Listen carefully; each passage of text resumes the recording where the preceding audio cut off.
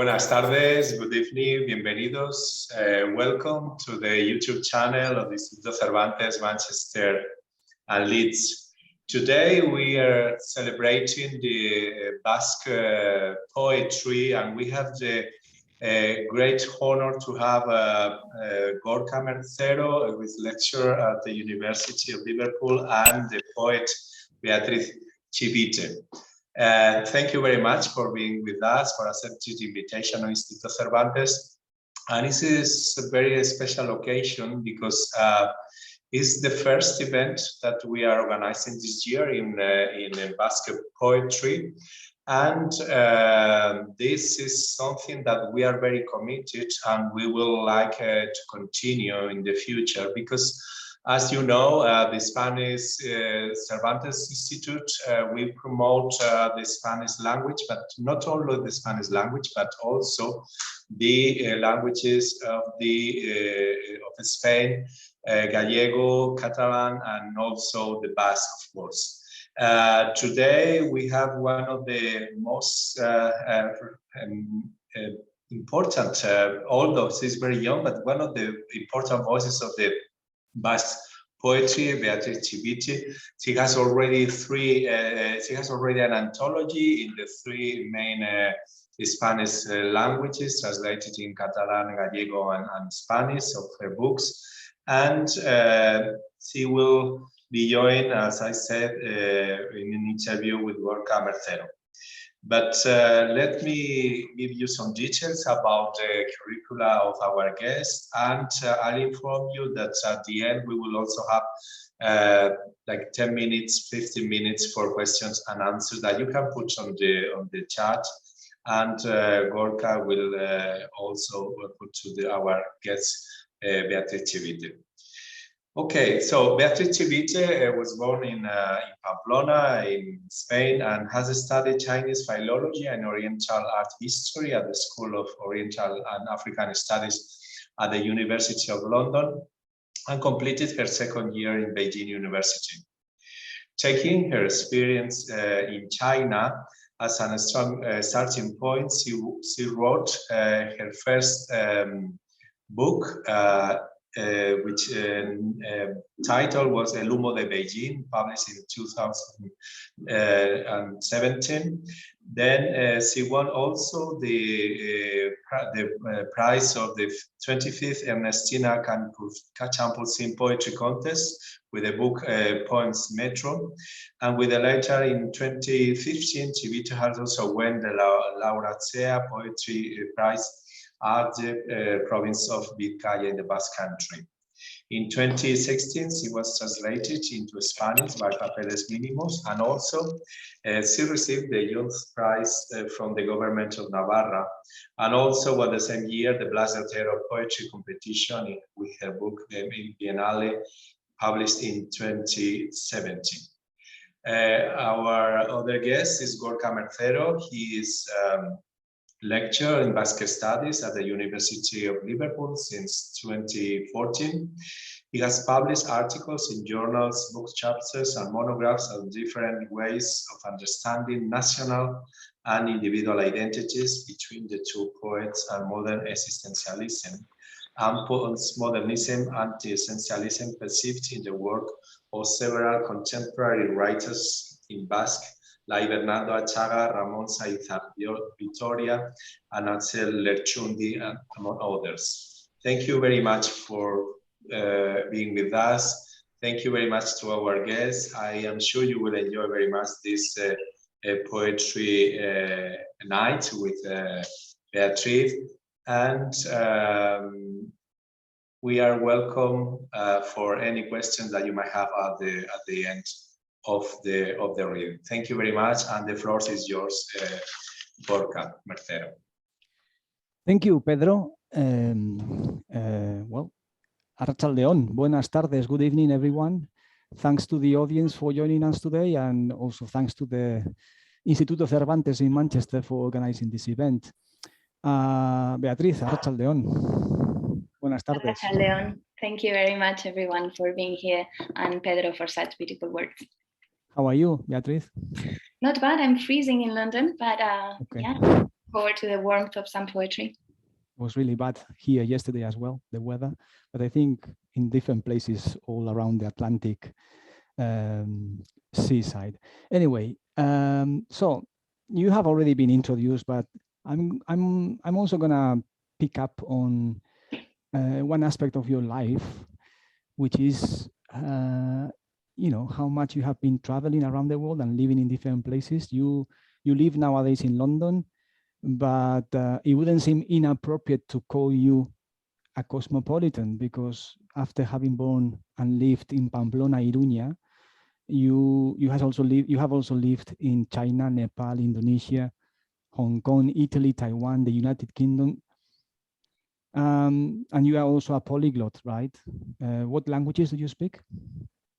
I don't speak a single language properly. My mom always corrects my Spanish. I don't speak Basque really well either. Speaking, it's not my strength, but I'm comfortable writing in English, Basque, Spanish, Italian, French, and then Indonesian and Chinese, like to a beginner level. But yeah, that's what I studied.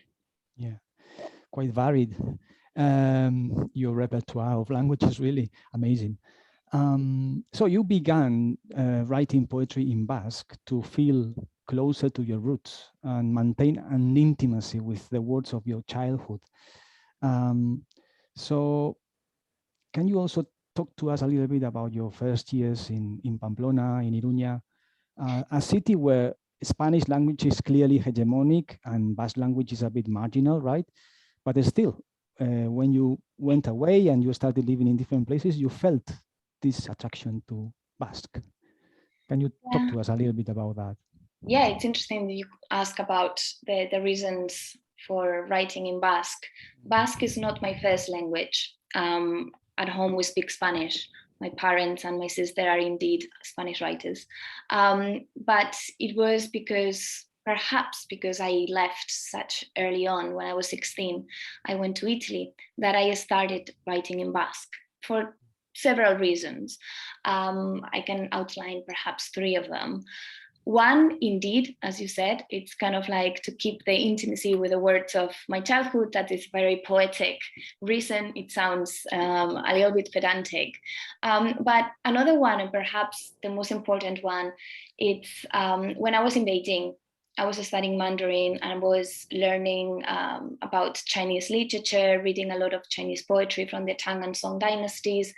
And I felt that I was speaking Italian, Chinese, and English with my friends. On the phone, I would speak with my mom in Spanish. And Basque, I was forgetting it. And I'm such a lover of languages. And as you all know, Basque was forbidden and endangered for a really long time. So I somehow felt that I had the responsibility, I don't know how to say it, the intimate responsibility of keeping Basque alive within me.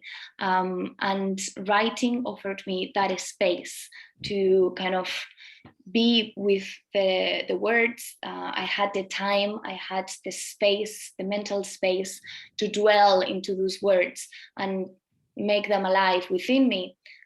So that's why perhaps my written Basque is very different from my oral Basque. I have not spoken Basque in 15 years, yet I'm writing Basque every single day because of that effort that I did, right? That's a conscious action of writing in Basque. Second one, I guess, like the second reason was to have a distance. I think having a distance with a language whilst writing poetry offers you that level of thinking that perhaps if I wrote in Spanish or in English now, it will blur, like I speak and like words come almost naturally in a very fluid way, but not necessarily in a very poetic or chosen way. So that distance with a language that somehow feels farther and farther away gave me that synthesis that poetry needs. And last but not least, I'd say that I wrote in Basque to be able to write about anything and to write to myself. Having both parents poets and my sister also a writer, I felt that like if I wrote in Basque, they could not understand me, and that gave me a secrecy and an intimacy. I would not feel judged by my father.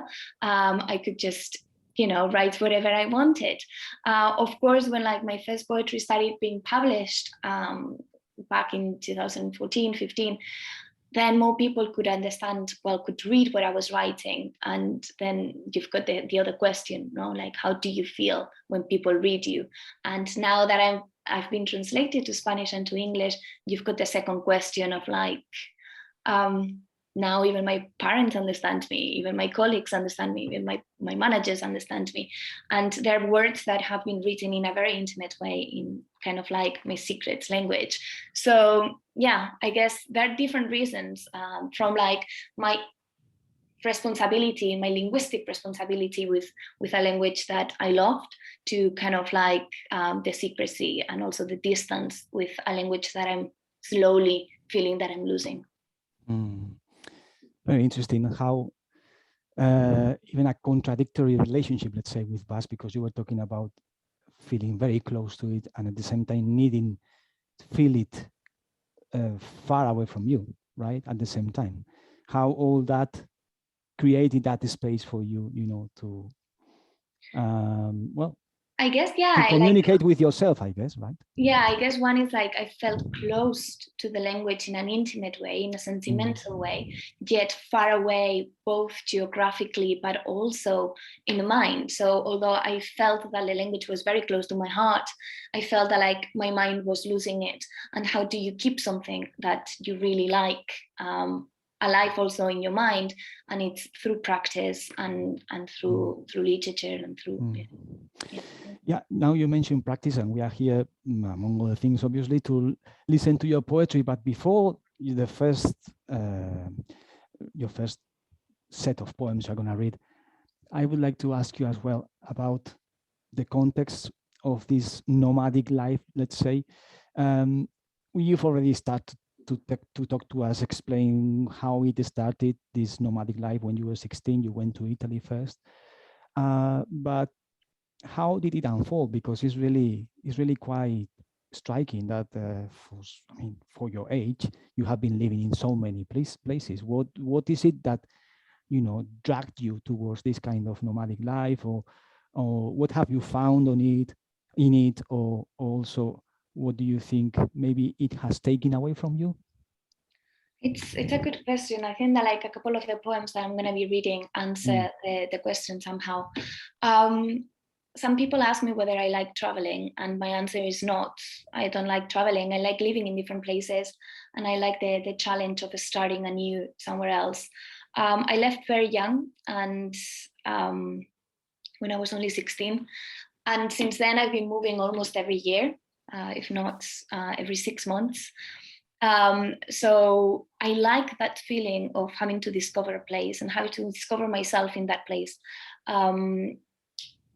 At the same time, I'm always in a battle with myself between the need to settle and the need to have yet another adventure. I've been here in London for the past 2 years, and I'm feeling that I have itchy feet, but at the moment I don't know where to go.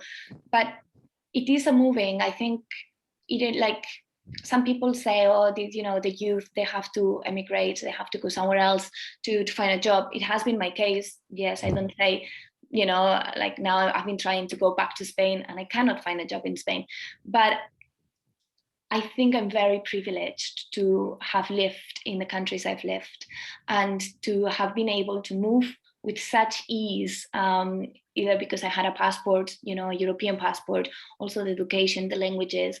So I feel that I've been extremely privileged rather than, I don't feel this as a sacrifice, basically. I think, it is the reflection of our days and of our time, but at the same time, it is the life I've chosen. Very good. So we are ready to listen to the first set of poems. Yes. So, Beatriz, I'm going to share a screen and you will be able to see the translation to English and Spanish on your screen. and I will be reading in Basque. So like this, you have kind of like the sonority of Basque, whilst at the same time reading. Perfect. The first poem, it's actually a game, it's a play, and they are in the different languages I speak. So the aim of this poem is not to be translated, but so everyone understands at least a little bit of it. So if you speak certain languages, you'll understand a 10%, 20%. And you know, if you're my sister, you might understand a little bit more because she shares more languages with me. So yeah, it's a game, and it goes like this. Ending. Vagando por tus calles, aku mendegar suaramu, cercando gli spazi vuoti, iatușete ride, zure Spainak tastatzen, kan ide yenjing, and yet I can't find the word.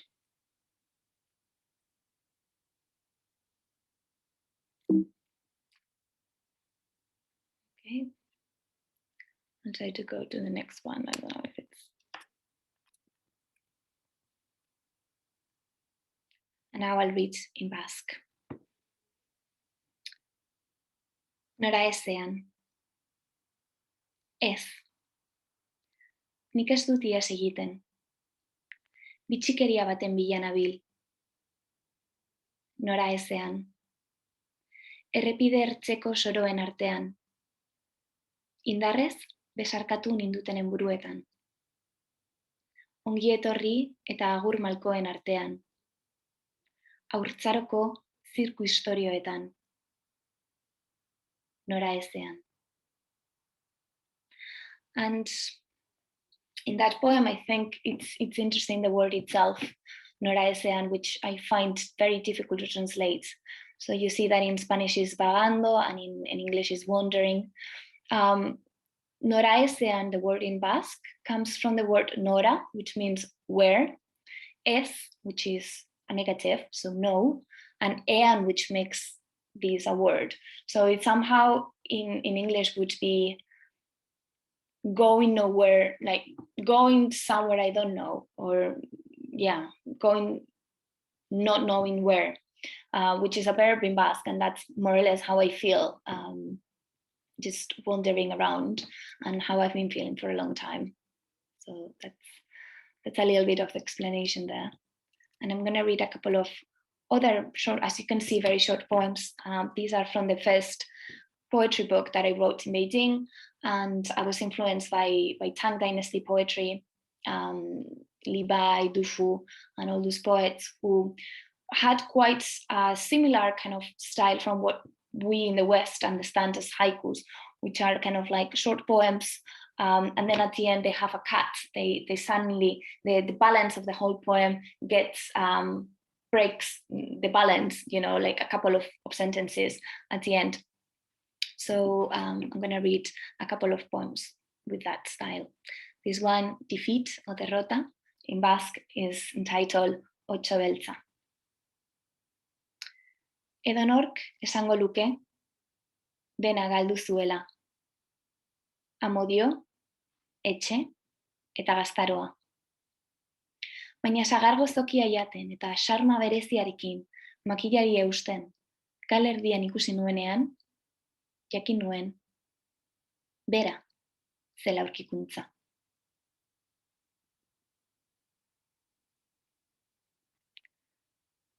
And perhaps one more.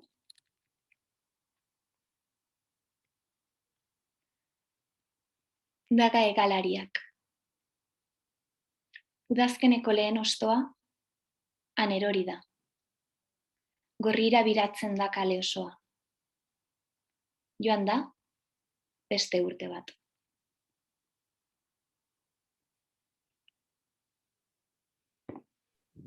Oso ongi. Muy bien, Beatriz, muchas gracias.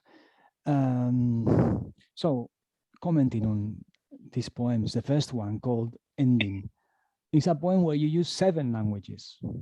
And well, in any case, there seems to be a kind of theme of quest, of search for something running throughout your poetry, not only in that poem. So and this is a search that takes as a backdrop the the world, the wide world where you have been living, all those peoples, all those languages, that diversity, right? So is the wide world a place of search for you?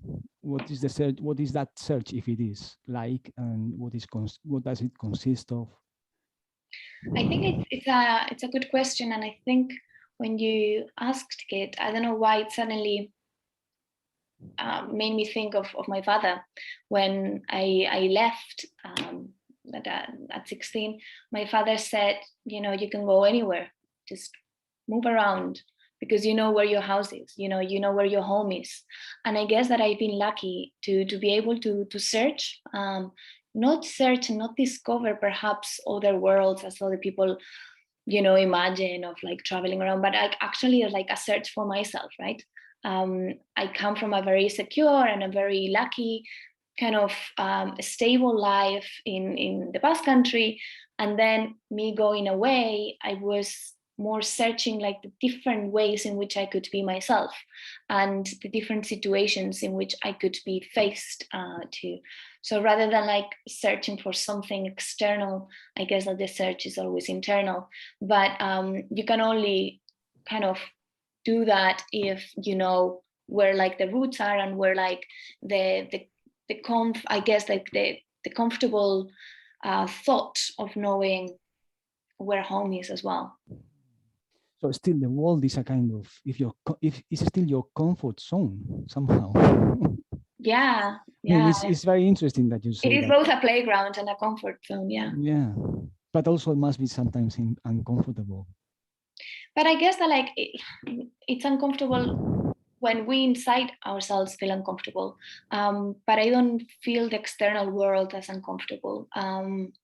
Rather the internal thoughts are. And all those languages you have learned or semi-learned, or you know, have you noticed that each language might have, or some of them at least, might have helped you discover, you know, part of that interior world that you were talking about?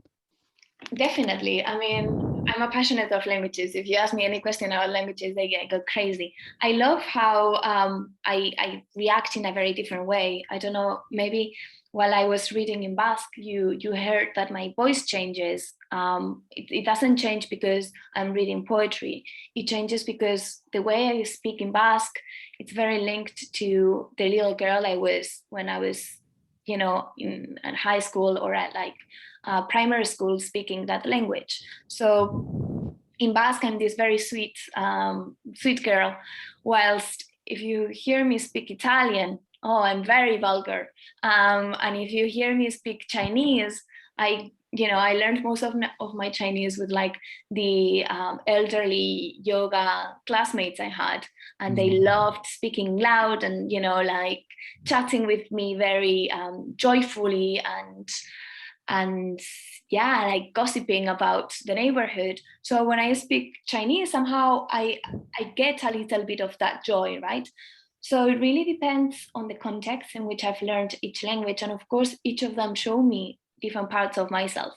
But then going back to the poetry, I think learning different languages and speaking different languages has also enabled me to understand different ways in which I could write in Basque. So Basque language, as many of you might know, doesn't come from Latin. It's very different from Spanish, Galician, Italian. So it is completely separate and no one really knows where it's coming from. The grammar is very, very, very complicated. And the vocabulary is quite different from anything else. So at the beginning, when I was trying to write in Basque, the poems that I would create, they were very Baroque, but they were Baroque because of the heaviness of grammar and grammatical structures. Whilst then afterwards, kind of studying Chinese, which is, I feel, the opposite. It is also a very complicated language, but it has very little grammar. And I think the value of the language is in the words themselves. Each word contains so much meaning.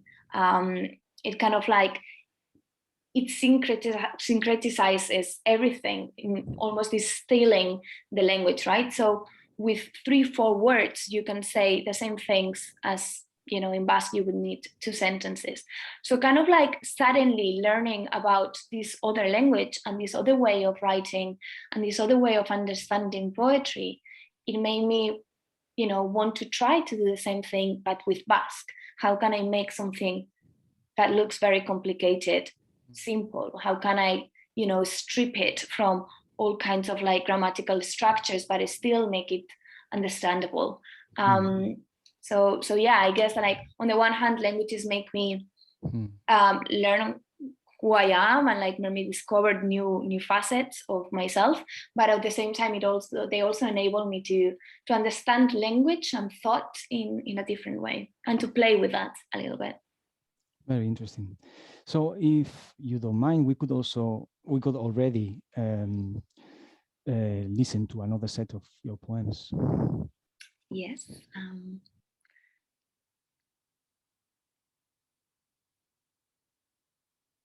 So this is a poem to Chillida. Chillida is one of the most famous sculptors in the Basque Country. He was also very influenced by East Asia. So it is quite interesting to see that link. But this poem links to a book. Well, I mean, it's part of a book that I wrote when I was living and working in Venice. And I was working for the Peggy Guggenheim collection. And whilst I was there, doing an internship and working at the same time, I was spending hours and hours in front of these amazing pieces of art. So I decided to somehow try to describe the piece, like the art piece, with words. And so I have like poems to Dali or to Picasso, but also to Chillida, because there was a sculpture there. So I hope you kind of have an idea of what Chillida's sculptures are by reading this poem, and otherwise perhaps you can afterwards check online as well. And so, yeah. Chillida. Ura heltzen zenean, lazpan batekin, harriaren ostasuna barkatzen zuen. Marmolaren bihurgune artean, adarrez besarkatuta, egiten zuen lo. Haiek, poliki-poliki, xurgatzen zuten. Argiak, berotzen zuen. Eta gero, lurrundu.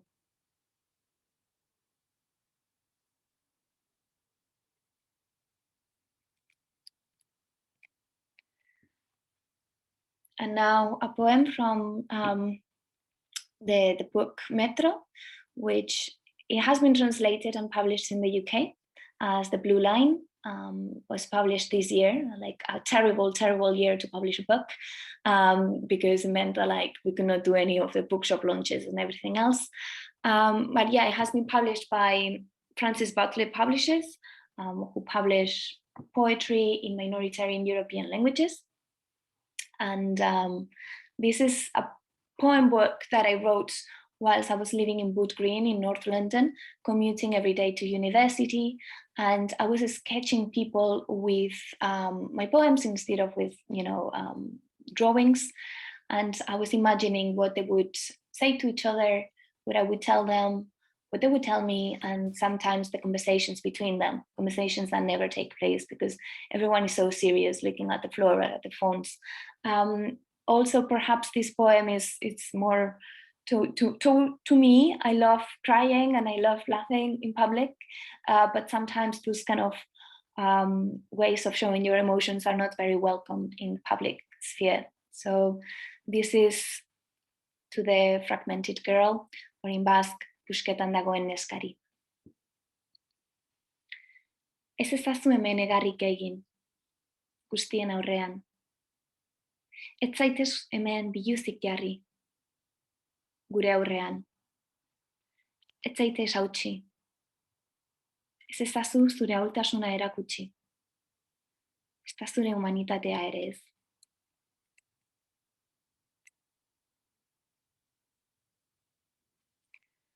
And perhaps one more, following the same idea of like moving around, since that's what we've been talking about.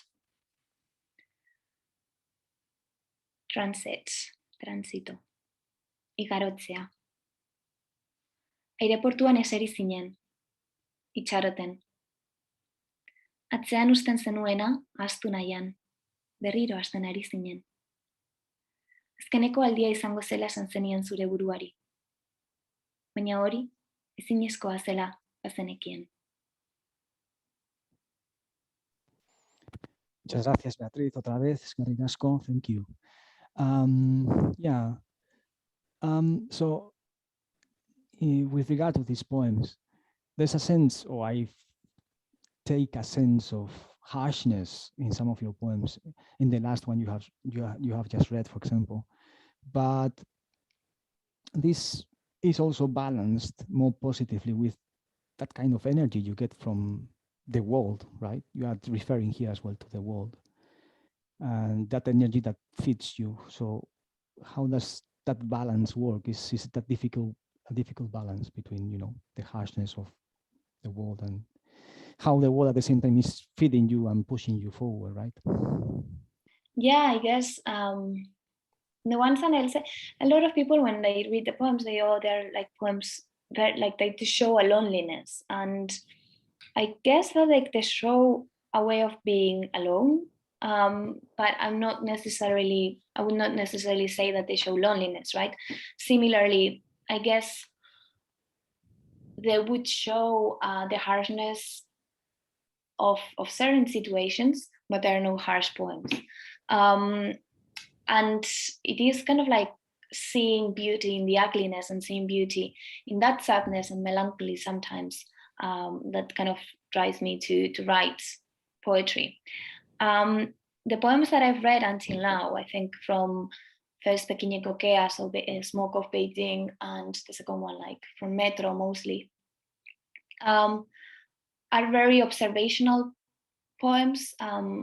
Mostly I was describing scenes outside or describing people outside, whilst then afterwards, mostly in like my last poetry book that I published a couple of years ago, and the one that I've just finished but has not been published yet, I tried to be a little bit more political. I tried to take a little bit of more a political edge or like socio-political edge, because I understand that, of course, on the one hand, you can describe, you know, like the ugliness of the world as well somehow, but then I want to show a little bit of my point of view that until that moment I had not done.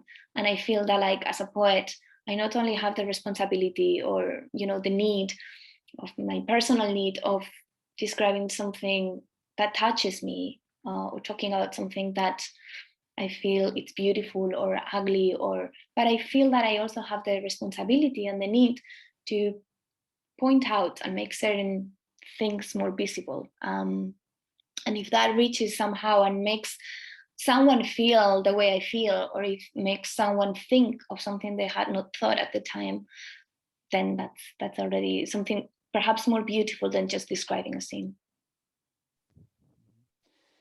You've mentioned that sometimes you've been trying to be a bit more political, right? And part of that, I think very clearly in the poem you read called Pusketan dagoen neskari, to the fragmented girl, I think you translated. Well, it's a poem that immediately makes us think of feminism, right? So feminism and the world, what's your experience? Because you've been living in so many places. How is feminism doing over there? Or here? Here. Yeah, I mean, I'm going to read a poem to close at the end of the event that it's very much so. It's kind of like a portrait of who I am and how I am.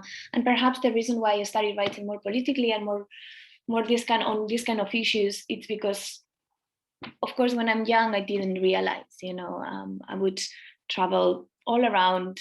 I was fearless. I was very, very, very brave as a 16, 17, 18, 19-year-old. But then suddenly you start living different things and you start seeing different things. I'm very scared of going home alone in this darkness. I mean, it's 6 p.m. and I'm terrified of, you know, going to the supermarket and back. I must confess that in Europe, I feel more insecure, that anywhere else I've been living.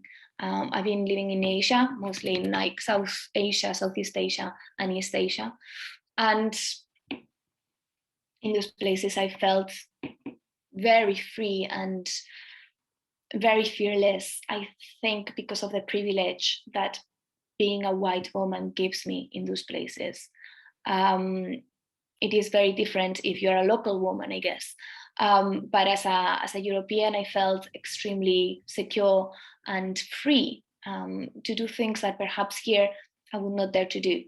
I've had really negative stories from friends, you know, to the extreme, to the most extreme of things with girlfriends.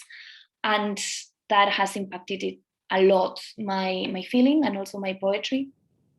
And yeah, because I would feel very reflected with them, with their lifestyles, with the way they were, with the way they acted, and you know how badly the need for them kind of has caused me a lot of harm also, because I don't feel, you know, as secure as I used to. So yeah, I feel that like perhaps those experiences that you encounter later in life, just by living, have made me change a little bit my poetry and try to focus on things that hurt me. I guess it must be part of that evolution you've been feeling throughout your travels around the world and throughout your books, your poetry, throughout time. You were talking about that, right? It's how, as a young girl, you weren't so much conscious about the situation of women in general, right? Yeah, I mean, I was, of course, like I was brought up like a really strong feminist, but I always felt that, like, you know, tragedies happen to others, that they don't happen to people like me. I don't know why, right? But then you realize that, of course, they did. So. Definitely. Okay, so maybe we can now listen to 2 more poems read by you, and I think these ones are a bit longer, aren't they? Yeah. Okay, so the last 2 poems today by Beatriz. Yeah, the first one will be from the poetry collection Mugiatu, which is a game of words between Mugitu, which means to move, and Mugatu, which means limiting. And it's a poetry collection that I wrote while I was in Slovenia. And I was kind of like researching and writing about borders. And Slovenia has, it borders a lot of countries like Hungary, Austria, Italy, Croatia, but also the sea. And it was in a time in which there was, you know, a lot of migration from the Balkan area, but also from, of course, the Middle East. And I wanted to write about borders. I wanted to write about my privilege of movement, and also about Fortress Europe, about how I felt and how somehow, like I wanted to do something. I didn't know what to do. I could just write, but I didn't want to write for them. I think that that's very patriarchal and paternalistic. I wanted to write how I felt, and I wanted to write about us and what we need to do. So the first poem I'm going to read, it's an ode, and it's an ode to red. I did a lot of odes to colors, and all of them follow kind of the same rhythms with images that the color kind of makes me think about. So I hope you like it. Gorriaren oda. Lauraren laztanak gorriak dira, baita bere oinak uda garaian. Egin berria den zauria gorria da. Gorria da ardo ona eta genio txarra ere. Gaueko 3. orgasmoa gorria da.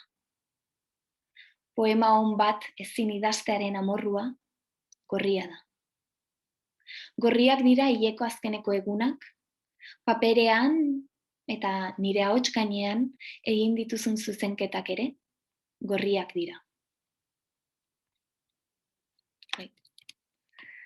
Nire tanpoiak gorriak dira.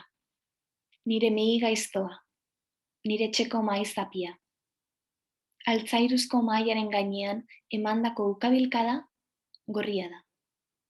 jendetzaren artean entzun diren tiroak eta tenpluaren pareta.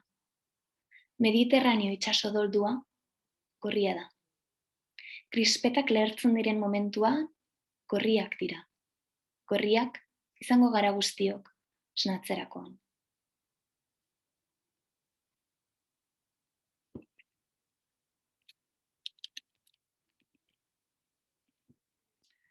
And this last poem that I read is a portrait. I wrote it whilst in lockdown, kind of finishing lockdown. Some people could not do anything in lockdown. I was completely the opposite. I think I'm a little bit hyperactive. I was doing collage and writing and translating and doing a lot of things. And this is a portrait of myself. It's called, portrait, retrato, erretratua. Bart, hirukote batekin egin nuen amets. Nire pisukideak, lo egitea, denbora geltzea dela dio. Ez, batere ez. Emakumea naiz, gauez, kalean ibiltzeko beldur. Gauez, nik egan egiten dut. Esnatzerakoan, nire balkoiako putzuan, usoak bainatzen dira. Zerua, hain dago zuri, hain dago basu. Zenolako pena, egoak edukiarren, nire putzutik, edatea. Nire titiak, lastanen umezurtz, nire aizparenak, amodioaren berontasunean kulunkatuta. Bionak, hain dira berdin, zerk ez ditu aldatzen. Ez dira gure begiak bezala, jasotzen duten argiaren arabera aldatzen direnak. Ia, udaberria da. Ia, pozik nago. Ia, elkarrekin izan ginen. Likras zientzitako txirrindulariak gure kaletik pasatzen dira igandero. Bizilagunek plastikozko alkietatik begiratzen dituzte. Haurrak plazan daude, bizikletan ibiltzen, ikasten.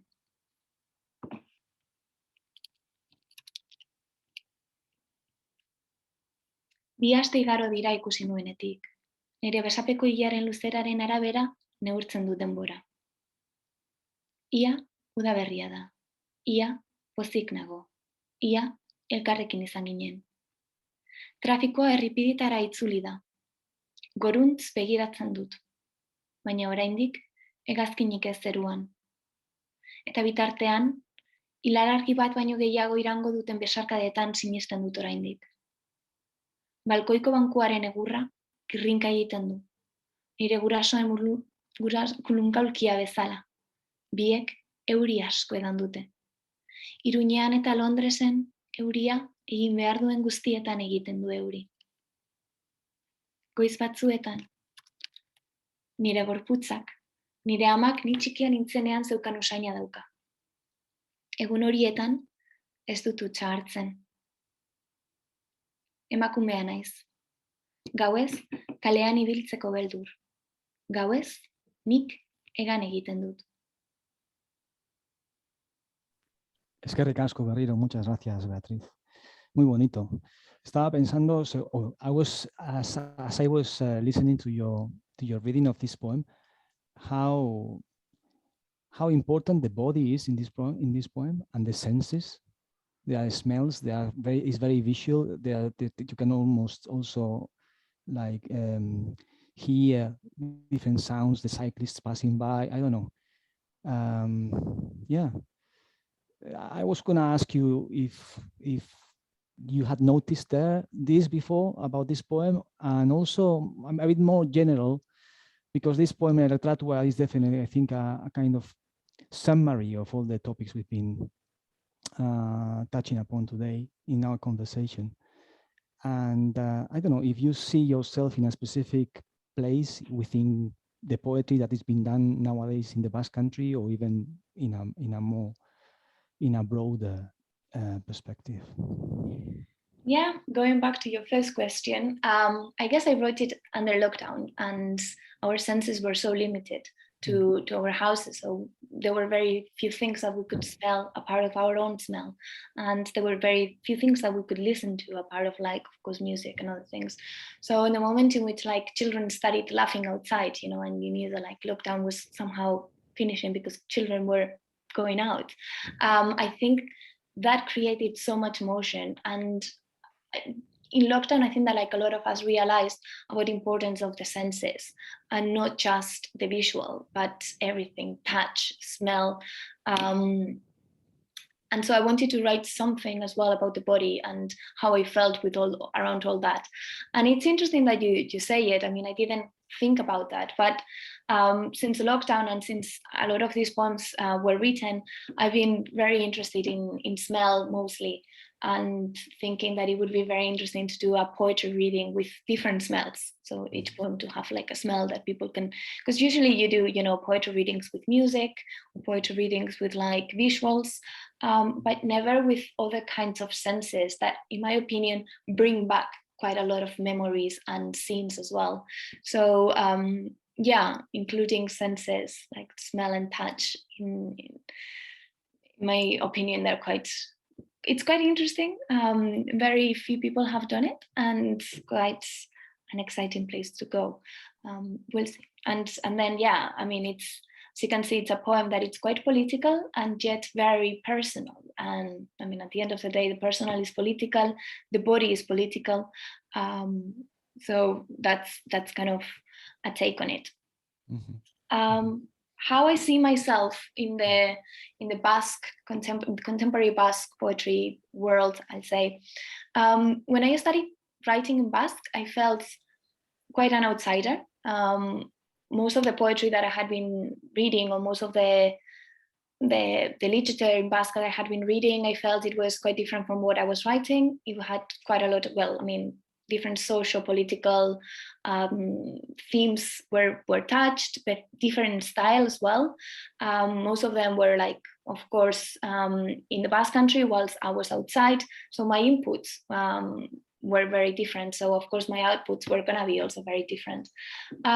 Since then, I'd say that the Basque literature, it's in a very interesting moment. I think there are very different voices coming up, and very young female, non-female voices as well, coming from a variety of places, not only focused on politics, not only focused on certain geographical positions, but actually all around. And I'm happy to be part of that. I would say that with certain poets that live abroad, like Kirmen Uribe, for example, I feel a particular, perhaps, connection, as I would feel with any writer in any diaspora, right?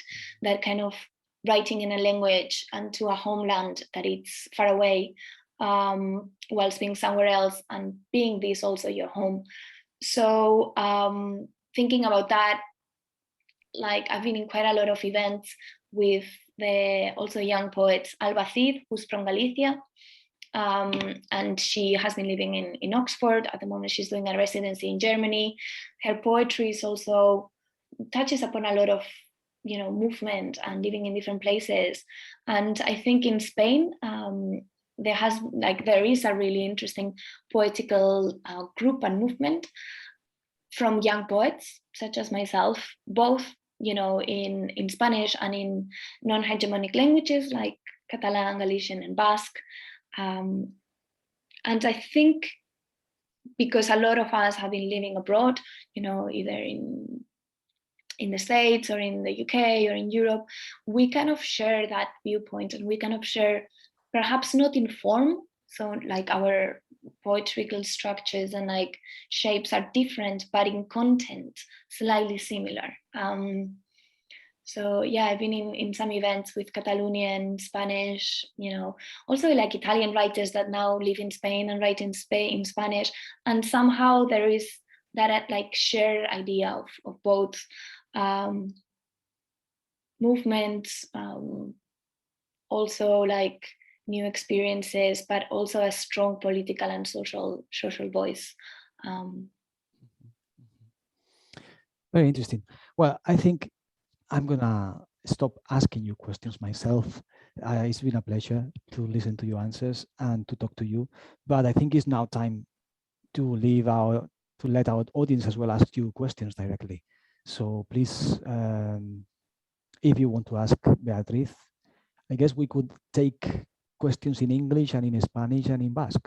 We would translate, or I would translate. I'll try to. Anybody, or you can also use the chat if you prefer.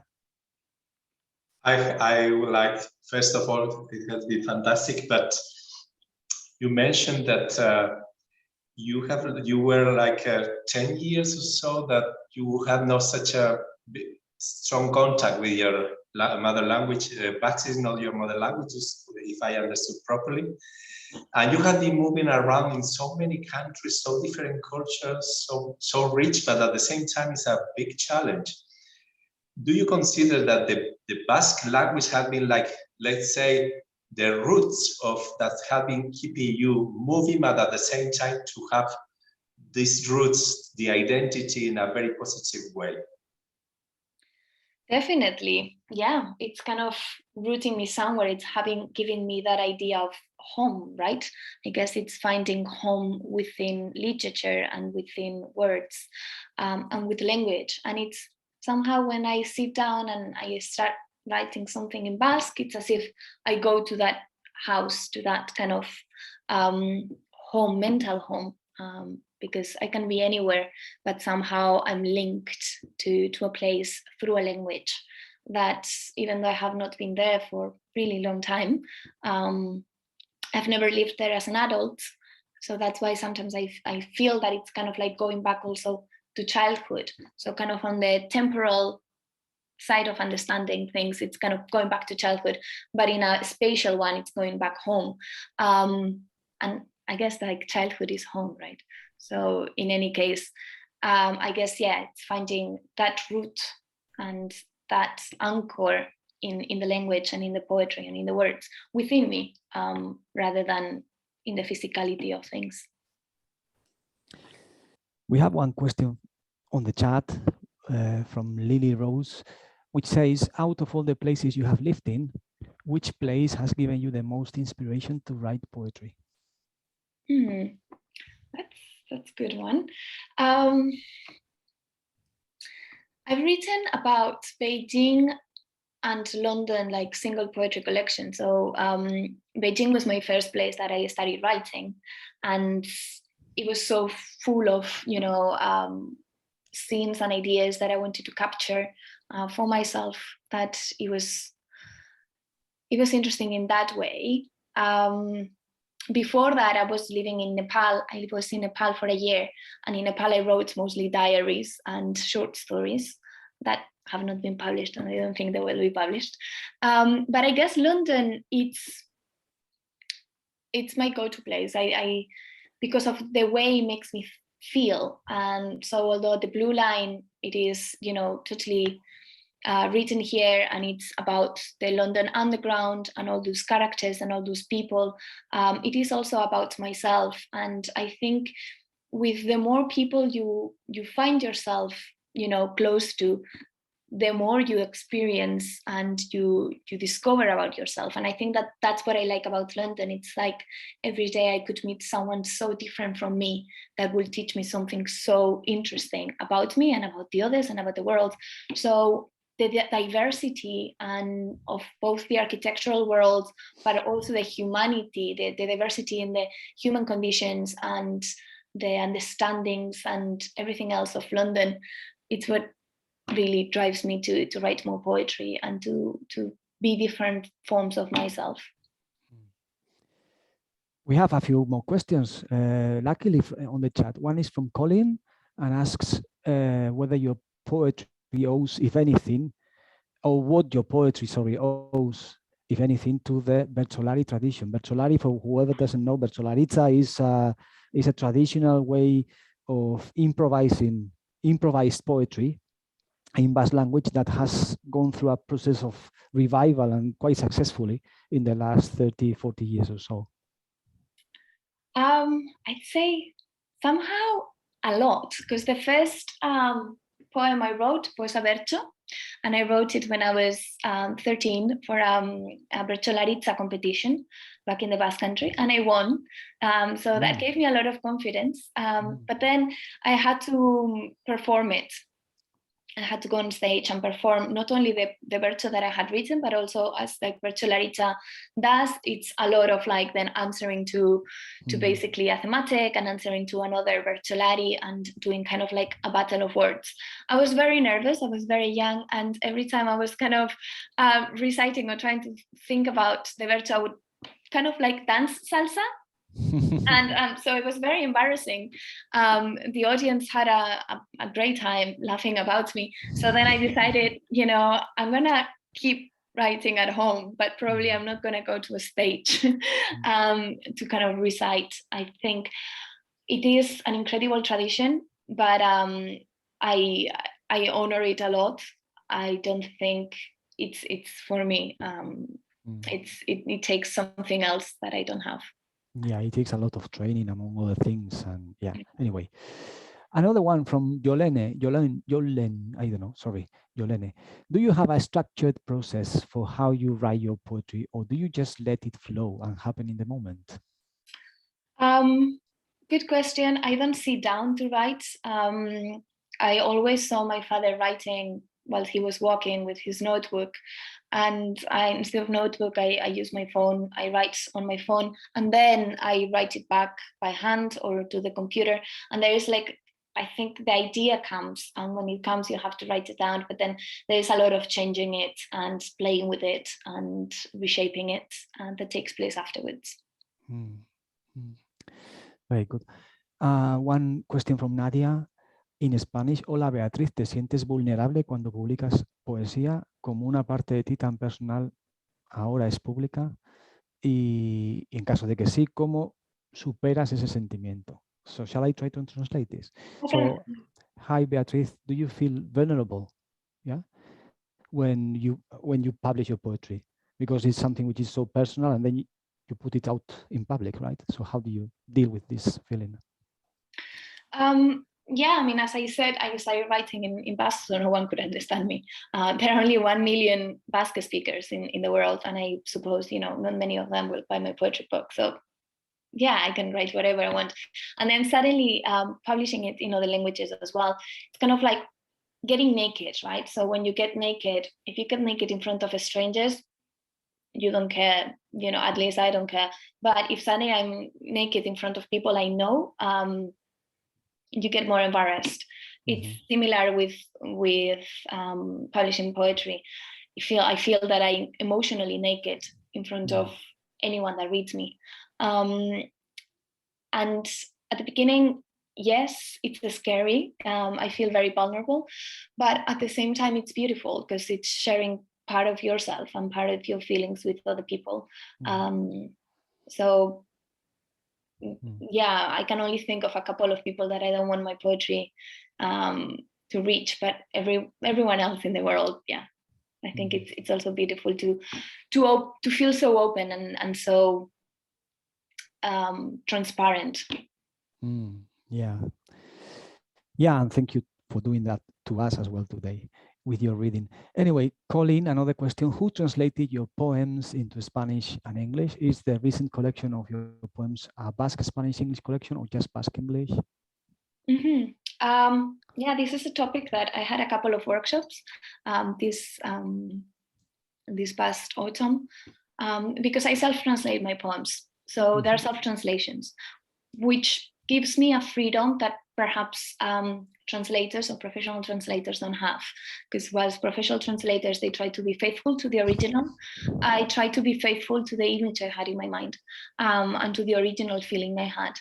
And then of course, I translate from Basque, but I feel the freedom to change a little bit, to tweak and amend them, so it feels better for the language in which I'm translating. Although my English editor that I love, he had a hard time with me because of that, because sometimes I would change the title completely and the editor would be at loss. But why does in Basque the title, cover 2 lines, while in English it's just 1 word, and there's like a lot of explanation to go around that. The second question, the book. So I published 2 books in translation. One is The Blue Line, which is both in Basque and in English. And then another one, which is the anthology of my 4 poetry books, which is in Basque, Spanish, and Galician, but not in English. So really, I think, they have been translated to Spanish and to English, but not in the same edition. Very good. We have 3 more questions, and I think we are going to have to maybe, because they seem to be shorter, so I guess you can answer these questions, and we will leave it there, I guess. Another one from Lily Rose: which piece of work did you find the most enjoyable to write? Writing, I think all of them, because they're faithful to what I am in those periods. So whilst I write them, I enjoy, and like they help me. I mean, at the end of the day, I think all art is also therapy, right? So all of them have helped me in some way, shape, or form. But which work I'm the happiest with at the moment, it's always the most recent one. So at the moment is the one that I have not published yet, because it is kind of like when you read diary entries from 20 years ago. You love it because that's who you were back then, but somehow you feel that embarrassment, right? With some of the poems that I wrote 15 years ago, I feel like that. So I'd say that now I'm the most comfortable with the most recent poetry book. However, all of them were very loved, and I really enjoyed whilst I was writing them, because they were from different parts of my life. Yeah, it makes sense. Well, 2 more questions then. Then the last one from Colin is: are your Basque poems in Euskara Batua, in standard Basque, let's say? They are. I speak Euskara Batua. I learned Basque at school, so I went to a Basque school. At home we spoke Spanish, so I don't have a dialect. And yeah, my poems are in Batua, which makes it easier in the Basque country as well for publishing. Yeah. And the last one from Nicholas: what is your favorite word in the Basque language?